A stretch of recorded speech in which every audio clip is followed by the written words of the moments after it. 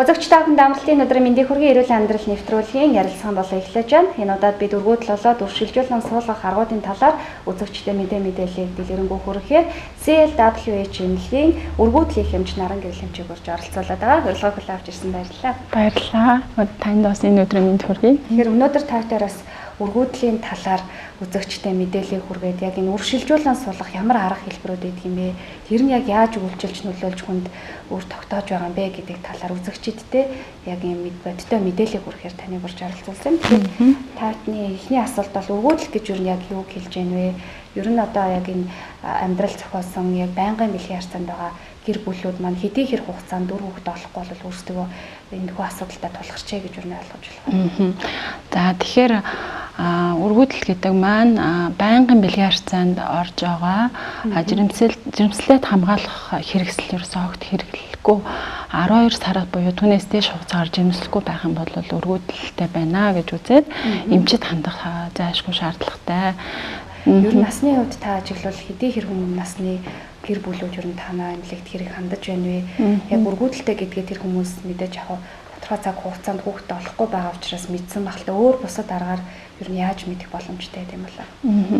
Тэгэхээр өргөдлийг бол насны англиар бас нэг тэгж хэлж болохгүй л да. Янз бүрийн насны хүмүүс л бол өргөдөлтэй байгаа. Тэгэхээр ямар шалтгаан нь бол маш олон янз байдаг. Жишээ нь өргөдлийг бол анхдагч, хоёрдагч гэж хоёр хуваагаад үзэж байгаа. Тэгэхээр анхдагч гэхээр анхнаас ерөөсөө огт жирэмсэлж байгаагүй хүмүүсийг анхдагч өргөдөл, хоёрдагч өргөдөл гэдэг маань анх жирэмсэлжсэн боловч дараа нь ерөөсөө жирэмслэгээ байцсан тийм хүмүүсийг хэлдэг. Тэгэхээр эрэгтэйгээс шалтгаалсан, эмэгтэйгээс шалтгаалсан, эсвэл хавсарсан шалтгаантай гэж бас хувааж үздэг. Насны хувьд англиад үзэх юм бол ерөнхийдөө янз бүрийн насны хүмүүс, залуу хүмүүс ч гэсэн айгүй их нөгөө өргөдөлтэй гэж онцлогдоод ирдэг хүмүүс маш их байдаг. Хавсарсан гэхээр одоо эрэгтэй эмэгтэй аль талаас асуудал байна гэж ойлгож байна. Тий. Эрэгтэй шалтгаантай одоо ирис нь тоон цөөрцөн ч юм уу, эсвэл хөдөлгөөн нь багассан, огт ирис нь гардаггүй, өрийн шингэн байгаа мөртлөө өрийн шингэн дотор ирис байхгүй тийм тохиолдол маш их байдаг л та. Тэгэхээр ер нь өргөдөлд хүрэж байгаа гол шалтгаанууд нь яг юу гэдэг юм бэ? Манайс бүр дэлгэрэнгүй сайн тайлбарлаж өгөх. Тэгэхээр өргөдөлд хүрэж байгаа бол гол шалтгаануудыг бол дотор нь хид хувааж болно. Тэгэхээр ялангуяа эмэгтэй шалтгаануудыг ингээд аваад үзэх юм бол жишээ нь эмэгтэй шалтгаанд Монгол эмэгтэйчүүдийн дунд өрийн сувгийн шалтгаан бол голлох байрыг эзэлдэг. Тэгэхээр өрийн сувгийн шалтгаан нь бол одоо энэ харагдаж байна л да хосуудад. Өрийн сувгийн шалтгаан юунаас үүсдэг гэхээр халдварын шалтгаантай байдаг. Ялангуяа бэлгийн замын халдвар төвшнөр өвдснөөс хойш бол өрийн сувгийн тэр нөгөө цилиндр бортон хувчур эцүүд гэмтснээс болоод өрийн сувг маань одоо үүрэг дамжуулах, үр хөврлөө одоо дамжуулах, хадгалах тэр нөгөө үүрэг нь алдагдчихдаг учраас сорвжиж нарийсаад тэгээд одоо жирэмслэхгүй байх шалтгаан болж өгдөг. Хоёрдугаар болохоор одоо шалтгаан нь болохоор үндгээсийн боловсролтын үйл ажиллагааны алдагдал байж болж байна. Тэгэхээр одоо өндөвчний үйл ажиллагаа гормоноос шууд хамаардаг. Тэгэхээр өнчин тархинаас ялгардаг гормоны үйл ажиллагаа буураад эсвэл одоо алдагдчих юм бол бас жирэмслэхгүй болох шалтгаан болдог л да. Тэгэхээр ерөнхийдөө бас өндөвчний үйл ажиллагааг одоо шалгадах тусгай нарийн шинжилгээнүүд манад байж байгаа. Антимөлрийн гормон гэж шинжилгээ манад хийгдэж байгаа. Тэгэхээр тэр шинжилгээний тусламжтайгаар өндөвчөнд хэр их одоо нөөц байгааг одоо илрүүлж болдог л доо. Тийм тэгэхээр одоо тэр нөөцний одоо хэмжээнээс хамаарат өр хөрөл үндгээс маань хэр их боловсрч гарах уу? Тэгээд ямар төрлийн протоколыг сонгох уу гэдгийг бол бас сонгох боломжтой байна. Тий. Тэгээд бас өөр бусад шалтгаанууд ордог. Жишээ нь умаа шалтгаантай байж болно. Умаада мём ч юм уу те хоргүй хавдар, ургацаг наалтан гойж болно. Эсвэл одоо эндометриоз буюу маш их одоо эмчнэрийн сэтгэлийг зовоож байгаа бас нэг асуудал бол эндометриоз. Энэ умаа хүндий дотор ургадаг одоо энэ тэнд очиод байрлахаараа өрөвсөл үүсгээд байдаг л да. За эрэгтэй шалтгаан бас нэлээд их хувийг эзэлж байгааг та нар харж байна. Тийм хосуудын хувьд бол эрэгтэй шалтгаан маш их хувийг эзэлдэг. Тэгэхээр эрэгтэй шалтгаан юунаас болдог вэ гэхээр бас л түрүүний ярьснаар бол халдварын шалтгаантай байдаг тий. Бас л нөгөө халдвар одоо бэлгийн замын буюу бэлгийн бус одоо замын тийм халдварын шалтгаанаас болоод эрэхтэй гуурс нь болохоор гимтчдэг тохиолдол байдаг тий. Тэгэхээр тэр гуурс одоо гимтчээд нарийсаа сорвччих юм бол нөгөө ирис маань түүгээр дамжих одоо чадваргүй болчихно гэсэн үг л тий. Тэгэхээр ер нь бол эмэгтэй нас бол маш их чухал үр гүйцэтгэдэг. Тэгээ эмэгтэй нас өөр хүүхэд насах тий. Тэгэхээр одоо жишээ нь энэ зурган дээр харагдаж байна л да. Тухайн эмэгтэй нас залуу байх тусмаа эрүүл эсних одоо үндгээс нөөц ихтэй байна гэсэн үг л дээ. Тэгэхээр нөөц ихтэй байгаад тэгээ эмгэг хэсгийн тоо айгүй бага байж тээ. Тэгэхээр энэ хүн одоо нас 30 наснд тийм 20-30 наснда болохоор ерөнхийдөө л нөхөрчгөн нас маань ерөнхийдөө одоо бэлгийн орсноос 35 насны хооронд л байгаа юм. Тэгэхээр одоо энэ хугацаанд үндгээс одоо жирэмслэх хэрэгтэй байх нь шүү дээ тий. Эмгэг хэс гэж одоо 20-30 наснд бараг байхгүй байжснаа 30-аас дээш болоод ирэхээр прогрессор ихсэж ирж байгаа үстэй тий. Тэгэхэд чинь поликулын тоо нь болохоор залуу наснд бол маш их өндөр хэмжээтэй байж байгаа л 30 наснаас хойш бол огцон буурж ингээд эхэлж. Поликул гэдэг нь болохоор ер нь бол эмэгтэй хүн төрөхтэй л одоо ерөнхийдөө үндгээс нөөцтэй төрж идэг байхгүй. Тэгэхээр нөгөө тэгэхээр эрэгтэй хүн шиг бол дахин боловсроод идэггүй л. Тийм олон дахин гээл ерөөсө тоотоо үндгээстэй төрдөг байна шүү дээ. Тэгэхээр тэр тоотоо төрчин сарын тэмдэг эхлэнгүүт л үндгээс маань сар болгоныг боловсрч одоо хидээрээ сүнрөөл ингээд цөөрөөл байх нь шүү дээ. Тэгэхээр ерөөсө 35-аас дээш болоод ирэхээр ерөөсөө л тэр нөөц маань багасчихна гэсэн үг. Тийм болохоор заавал эрт нэг өргөдөлтэй гэж онцлогдох юм бол эрт эмчэд хандаа нарийн мэрэгжлийн эмчэд хандаад тэгээд одоо юу яах хэрэгтэй онцлуулаад аль аргаар ямар боломжтой хувилбараараа жирэмслэх боломж байна гэдгээ одоо хайх хэрэгтэй гал та.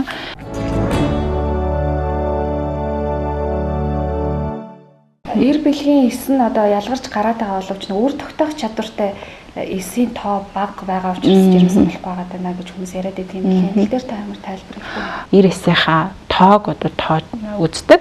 Тэгэхээр тоо нь болохоор 2012 оны олон улсын одоо эрүүл мэндийн тэр зөвлөмжөөр болохоор 15 саяас баггүй байх ёстой гэж үздэг тий. Тэгэхээр 15 сая буюу түүнээс дээш байх юм бол энэ маань тооны хувьд бол хангалттай байна гэж үзэх нь шүү дээ. Жишээ нь хоёрдугаарт нь болохоор одоо хөдөлгөөн нь бол 40% та байх юм бол 40% буюу түүнээс дээш байх юм бол эрүүл гэж үзэн. Тэгээд амьд эсийн тоон бол 50% та байх юм бол тухайн эрс маань одоо хийм байна гэж үзнэ. Түүнээс гадна болохоор бас бусад нэмэлт одоо огт эрс нь гардаггүй хүмүүс байдаг. Тэр тохиолдолд бол бөглөрлөлтэй бөглөрлөхгүй байна уу гэдгийг үздэг хүртэл тестүүд байж байгаа. Тэгээ иммунологийн тестүүдийг бас давхар үздэг энэ шинжилгээгээр.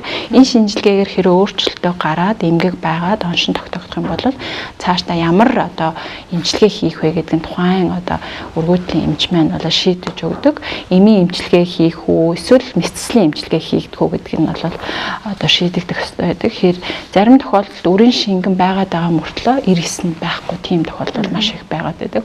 Монголд бас тиймэрхүү одоо эрс нь гардггүй тийм тохиолдол элбэг онцлогддог болоод байгаа. Жишээ нь манай эмнэлэг дээр гэхээс сая сүүлийн 2 сарын хугацаанд бол 10-аад 20-од тийм хаалгаанууд хийгдсэн байгаа. Эрс нь огт гардггүй хүмүүстээр нөгөө төмсгнөөс нь эрсийг ялгаж авдаг тийм хаалгаа ТС гэдэг хаалгаа манайх хийгдэж байгаа.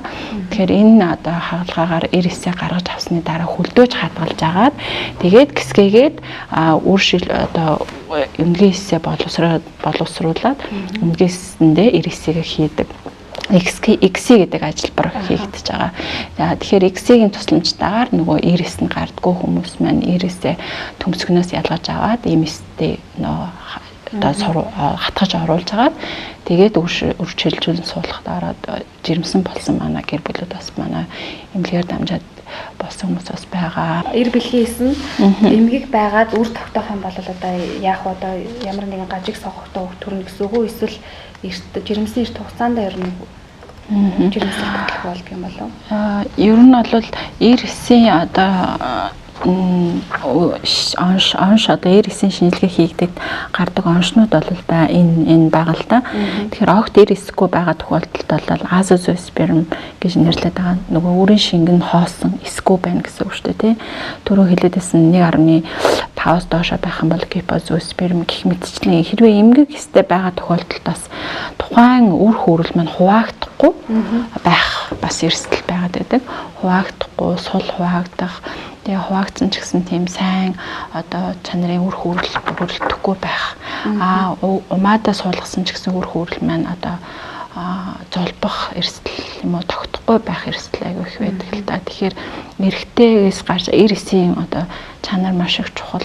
Тийм болохоор аль болох эрүүл байх хэрэгтэй, тий.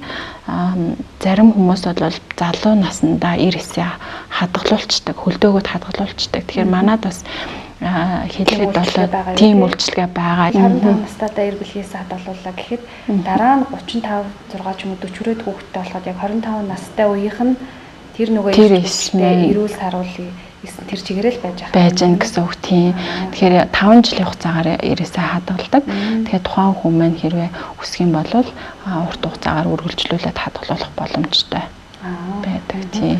Одоо янз бүрийн шалтгаанаар өргөдөлтэй болсон гэр бүлүүд мэдээж энэ үр шилжүүлэн суулгахын аргыг сонгож хэрэгжилж байгаа. Тэгэхээр яг энэ ажилбар нь ямар аргаар одоо ямар зүйл дамжлагуудыг дамжаад ч гэдэг юм уу яаж явагддаг юм болоо гэдэг нь ер нь юм нууцлагдмал юм шиг байгаад байдаг л да. Та энэ тал дээр манай үзэгчдэд яг анхнаас нь эхлүүлээд ер нь танай амлыг зорж очоод ямар үйлчлэгийг аваад яаж ер нь ингэж явд юм болоо гэдэг нь мэдээлэл хүргүүл.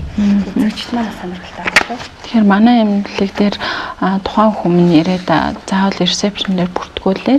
Тэгээд одоо ID дугаар аваад тэгээд тусгай манад одоо мэргэжсэн координаторууд байждаг. Тэгэхээр координаторууд маань одоо таны талаар бүх мэдээллийг компьютерт бид нарт бүгдээрээ нөгөө OCS програмаар хооронд харьцаж яадаг учраас бүх мэдээллийг бол компьютерт оруулаад өгчдөг. Тэгэхээр одоо таныг хүлээж авсан координатор маань таныг эхнээс нь ахуулаад дуустал танд бүрэн үйлчилж зөвлөгөө бүх санамжуудыг танд хэлж тусалж авах болно. Тэгээд эмчтэй ороод эмч нь бол оншиг бүрэн тавих боломжтой. Тэгэхээр манайх бүрэн тоноглогдсон өндөр технологийн тийм лаборатори манай эмнэлэгт ороод ирсэн байгаа. Тэгэхээр тэр лабораторийнхаа тусламжтайгаар бүхэл төрлийн гормоны шинжилгээнүүд, бүхэл төрлийн шинжилгээнүүдийг бол тэндээ хийгээд онцлох боломжтой байгаа. Тэгээд тухайн хүн маань үнэхээр өргөдөлтэй гэж онцлоод өөр шилжүүлэн суулгах ажилбарт орох болох юм бол тухайн хүнийхээ нас, өндөвчний нөөц, өндөвчний үйл ажиллагаа тий бусад одоо шалтгаанаас хамаарат одоо протоколуудыг сонгож байдаг. Тэгэхээр протоколууд маань дотроо лонг протокол, урт протокол, богино протокол, антогенез протокол, аргачлал гэж ямар аргыг энэ дээр хэрэглэх гэдгийг л сонгоно тийм. Тэгэхээр тэр аргыг сонгохын тулд тухайн хүнд урдчлаад бүх төрлийн гормоны шинжилгээ, бүх төрлийн одоо бэлгийн замын халдвар төвчин ч юм уу тий BC вирус бүхэл төрлийн шинжилгээнүүдийг хийгээд тухайн хүмүүс эрүүл боломжтой гэж болсон тохиолдолд маань яг үр шилжүүлэн суулгах үнцэн ажилбартаа ордог. Тэгэхээр урдчлаад тухайн хүнээ бэлдэх хэрэгтэй байдаг л да. Тэгээд тухайн хүн бидэд одоо хэдэн сар шаарддаг болно шүү дээ тий.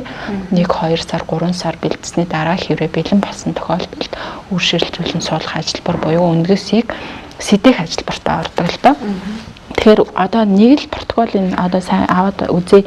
Тэгэхээр урт протоколын талаар би яриадсэн тий.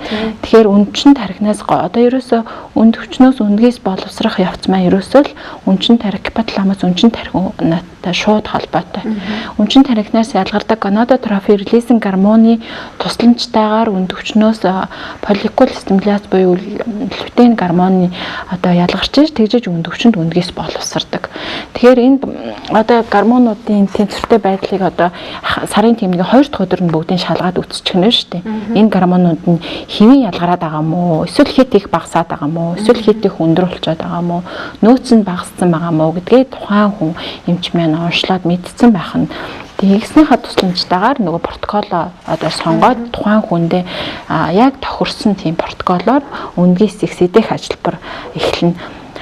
Урт протоколын хувьд бол ерөөсөө сарын тэмдэг эхлэхээс өмнө 7 хоногийн өмнөөс ингээд тариа орж эхэлдэг.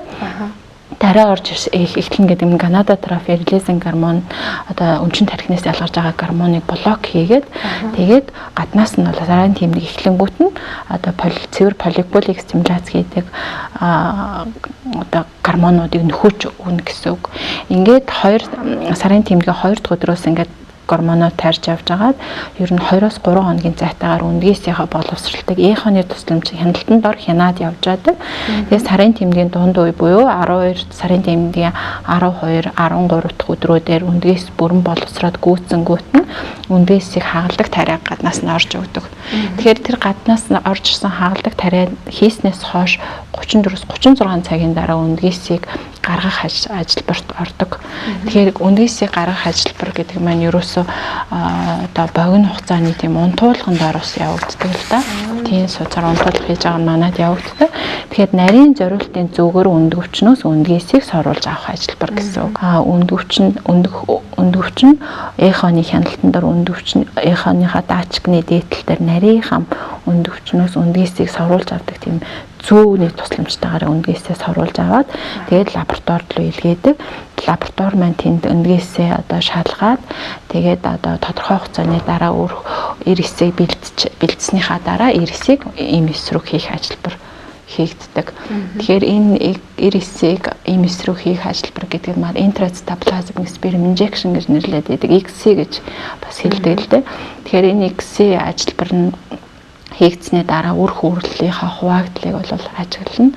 3-5 хоногийн дараа бол үр хөврөлөө бүрэн боловсрсны дараа умаа хүндийдээ суулгадаг. Тэгэхээр 3 хоногтой үр хөврөл юм уу эсвэл 4 хоногтой умаа оруулаа. 5 хоногтой пластоцист хэлбэрээр умаа хүндийд нь суулгаж өгөө. Тийм тэгээд тэр чинь ингэсэн үг юм биш үү? Яг одоо нөгөө ийм өндгөөсөө гаргаж аваад дараа нэр бэлгийн нөгөө хамгийн сайн чанартай гэсэн эсээ сонгож аваад тэгээд үр хөврөл бий болсны дараагаар үр хөврөлөө умаа хүндийд нь суулгаж өгнө гэсэн үг тийм. Тэгээд суулгасны дараа ер нь хэр эрсдэл гарах вэ? Одоо суулгацсан л хэмээн чинь энэ ингээл цаашдаа жирэмслэлт хэмээн явуулна гэсэн үг үү? Эсвэл эрсдэл гарах боломжтой юу? Боломжтой. Тэгэхээр үр хөврөл умаа хүндээ суулгахад бол умаа хүндийн хөвсийг зузаарах процесс, хөвсийг зузаарах чадвар маш их сайн байх ёстой. Умаа хүндээ одоо маш их хэмжээний ажилбар хийгдчихсэн умаад одоо олон тооны аборт ч юм уу тийм умаа хүндийг нухсуулж исэн гэмтээжсэн тохиолдолд бол умаа хүндийн өсөөс зузаарах процесс алдагдчихдаг. Эсвэл умаа хүндийн руугаа төрж ургасан мьом ч юм уу тийм байгаа тохиолдолд үр хөврөлийг суулгахад мьом маань үр хөврөлөө бас тогтоохгүй байх тийм эрсдлүүд байж идэг. Эмчийн одоо саяны ярьсан үр шилжүүлэн суулгах аргаас гадна өөр аргууд байдаг уу? Ер нь яг ийм л арга хэрэглэгддэг юм байна. Өөр жирэмслэлт туслах аргууд гэж байдаг. Тэгэхээр гуурзаа хоолой онгорхой гэхдээ өндөршний үйл ажиллагаанд суул эсийнхэн тоон багассан, хөдөлгөөн баг зэрэг багассан. Ер нь эрэхтэй баг зэрэг өөрчлөлттэй байгаа тохиолдолд эсийг умааццах ажилбар хийгддэг. Тэгэхээр энэ үед бол эсийн тоон багассан байгаа бол тоогийн хөдөлгөөнийг сайжруулад одоо тэгээд умаа хүндээд нь цацаж өгнө. Энэ үед болохоор үндгээсийг боловсруулад үндгээсийг хагалах тариа гаднаас нь хийгээд өчтдөг. Тэгэхээр энэ болохоор жирэмслэх магадлалыг 10-аас 15%-аар хэсгэж өгдөг. Энэ аргыг манад бас их хийгдэж байгаа. Манайх аюу-аягаар интраутерин инсеминашн гэдэг ажилбар байхгүй юу? Тэгэхээр энэ ажилбараар манад бас жирэмсэн болсон маш олон хүмүүс байгаа. Хэрвээ одоо гуурс нь үнэхээр чөлөөтэй өндөршний үйл ажиллагаас суулдарсан байгаа тохиолдолд эмчтэй хандаа заавал тийм үнэтэй IVF ажилбар хийхгүйгээр жирэмсэл туслах аргуудыг зөвхөн үндгээс нь боловсрохгүй байгаа тохиолдолд боловсруулах ингээд сэдэх хэмжлэгээр бас болждог хүмүүс зөндөө байдаг. Маш их баярлалаа. Өнөөдөр урилгыг хүлээн авч манай нэвтрүүлэгт оролцож үзэгчдэд маань дэлгэрэнгүй мэдээлэл хүргэсэнд баярлалаа. За тэгэхээр үзэгчдэдтэй хандаж хэлэхэд CLW чимлэгийн цаар холбогдоод мончиж уулзаад дэлгэрэнгүй мэдээлэл авч үзлэг онцлогоо хийх боломжтой шүү. За эрүүл амьдралын нэвтрүүлгийг ярилцлагын болон интернет өндөрлөж байна. Харин үзэгч та бүхэн үргэлжлүүлээд нэвтрүүлэгтэйгээ хамт байгаарай.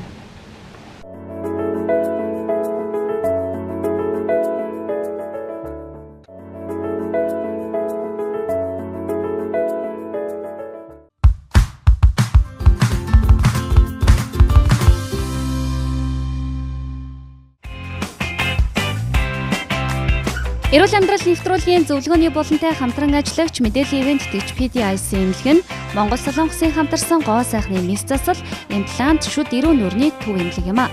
Тус эмнэлэг нь хамгийн сүүлийн эмчилгээний арга, багаж тоног төхөөрөмжийг хослуулан бүх төрлийн гоо сайхны мис засал, хүүхдийн болон насан туршидчдын шүдний өвчлөлийн бүх төрлийн эмчилгээ, имплант болон бүх төрлийн хиймэл шүтлбэрүүд, эрүүний үений өвдөлтийн бүхий л эмчилгээ үйлчилгээг үзүүлдэг эрүү нүрийн ясны гажигын мис заслын чиглэлээр үйл ажиллагаагаа явуулсаар ирсэн тусгай мэргэжлийн төв эмнэлэг гэдгээрээ онцлог юм а.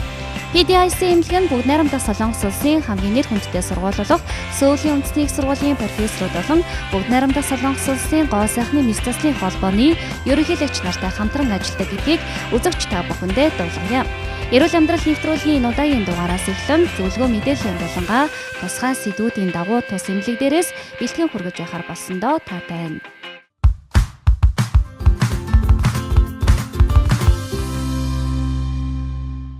Үзэгчтэй эрүүл амьдрал нэвтрүүлгийн зөвлөгөөний болон эхлэж байна. Үзэгч та бүхэндээ бид энэ удаад PDIC эмнэлгийн зорион ирж зөвлөгөө мэдээллийг хүргэхээр болсон байгаа нь. За PDIC эмнэлгийн тухайд гоо сайхны мис засал, имплант, шүд эрүү нүрийн төв эмнэлэг байгаа.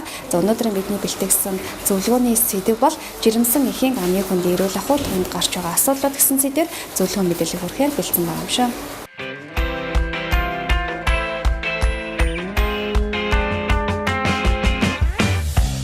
Тэгэхээр яагаад ер нь жирэмсэн ээжийн амны хүндийн эрүүл ахуйн энгийн хүнтэй харьцуулбал өөр болдго юм болоо, ямар өөрчлөлтүүд гардаг юм болоо гэдгийг та манай үзэгчдэд тайлбарлаж өгөх үү? Сайн байцгаана уу? Та бүхэнд өдрийн мэндийг хүргэе. За жирэмсэн эмэгтэй маань их дааврын өөрчлөлтөнд ордог. Үүнээс шалтгаалаад амны хүндэд нэлээдгүй өөрчлөлтүүд бол гардаг. За хамгийн ихний жишээ гэх юм бол буйлны өрөвсөл их хэмжээгээр үүсэх хандлагатай байдаг. За энэ нь болохоор дааврын хэмжээ нэмэгдсэнтэй холбоотой амны хүндийн бичил судасны нэвчмтгий чанар ихснээр тийм буйлны өрөвсөл үүсэх өртөмтгий болдог. За дээрэс нь жирэмсэн их хордлогын үедээ их бөөлжих агуулах тийм зөвлөд их болдог учраас түүнээс үүсэлтэй амны хүндийн хүчлэг орчин бий болж шүд цаарах өвчнийг бас өртөх эрсдэлтэй бас болдог. За тэгээд хоолны найрлага болон хоол хоорондын давтамж нэмэгдсэнтэй холбоотой бас шүд цаарах өртөмтгий болдог.